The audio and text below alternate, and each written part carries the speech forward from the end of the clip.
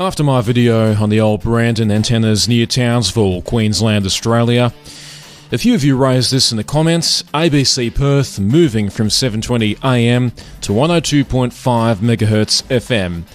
And because everybody is sitting on the edge of their seat, waiting to hear what a ham radio operator thinks about yet another transmitter, I suppose I better weigh in, yeah?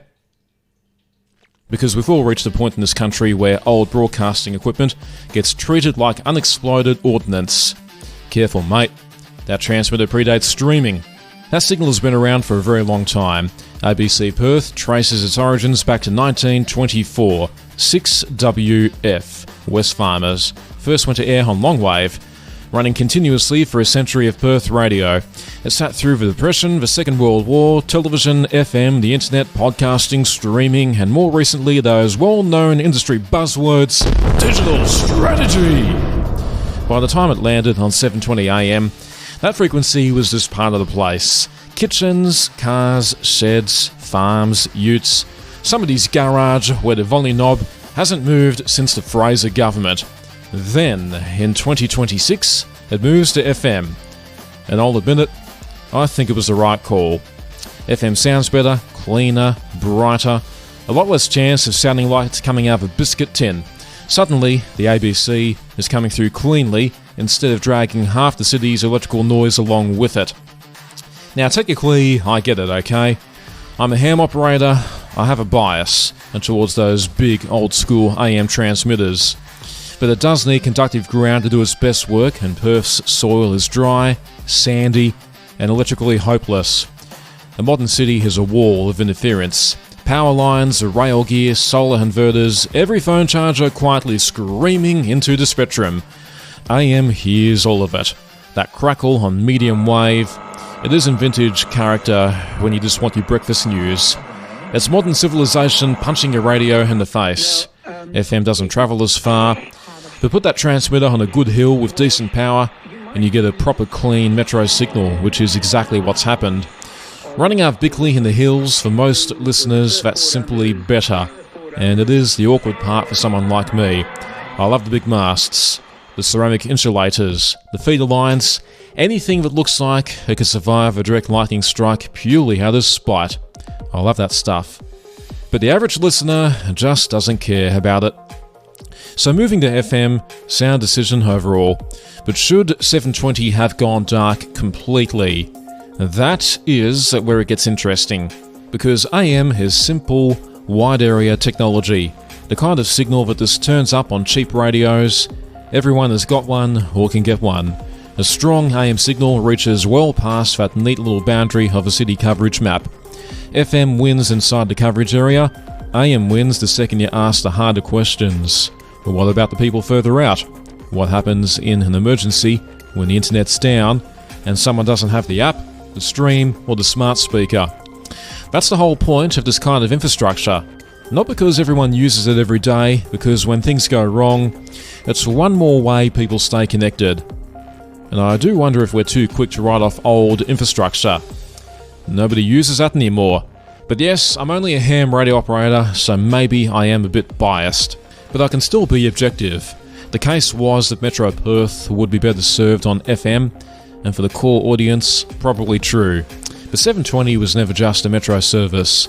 It spilled out past the edges the way AM always does. People outside that FM footprint could still pick up 720 just fine. Of course, nobody's sitting back with a glass of red, admiring the signal quality, except for me. It's just a signal you could actually get, and sometimes that beats audio quality. And that's the real trade-off. FM gives Perth a cleaner, more modern local service. AM gave the whole state another layer of reach, another layer of backup. Those changes are often presented mainly as an upgrade, cleaner sound, newer technology, better reception across the city, and for most listeners that's absolutely the case. But it can also obscure what the older system provided, a simple, wide area signal that did not depend on a mobile network, an app, or an internet connection. A transmitter site is more than just another piece of technology. It's part of the communications infrastructure, with practical value during emergencies, and historical value as well.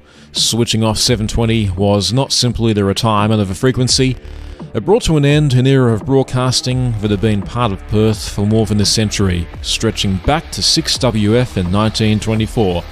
And once infrastructure like that is dismantled, it's impossible to get it back. And that's the part that I'm less comfortable with. FM is clearly the better choice for metro coverage, but the transition didn't necessarily have to be so absolute. A longer simulcast period could have preserved wide area reception while listeners adjusted, while further tests are undertaken, and given more time to assess what was being lost, if anything, alongside what was also being gained. The alternatives are familiar: FM, DAB+, streaming, apps and smart speakers, and each has genuine advantages, but none works in quite the same way as a high-powered broadcast transmitter, sending one signal to anyone within range of a basic receiver.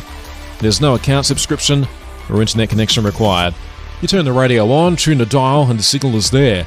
That simplicity is part of radio's appeal, and part of its continuing public value. So, was moving ABC Perth from 720am to 102.5 MHz FM the right call? Yes, absolutely for most Perth listeners. But should 720 have been shut down completely? That is where I remain less convinced. The question was never whether FM sounds better. Of course it does. The harder question is what is lost when a wide area AM service is retired and replaced by systems with different strengths and limitations. For most people on most days, the replacement will be more than adequate. But radio also matters on the unusual days when power is disrupted, mobile coverage becomes unreliable, or an emergency places extra pressure on communications. That's when the simplicity of a battery power receiver and the signal available across a wide area can still matter.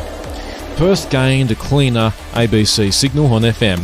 That's a genuine improvement, but it also lost 720am, bringing to an end an era of broadcasting stretching back to 6WF in 1924. So before the next major AM service is retired, it's worth asking a broader question. Are we modernising the network while preserving enough reach, simplicity and resilience? Or are some of those qualities being lost along the way? Well, let me know what you think in the comments. If you like these videos, consider subscribing. But remember, I'm only a ham. Don't take me seriously. I'm VK4KWM. This is Real Ham Radio.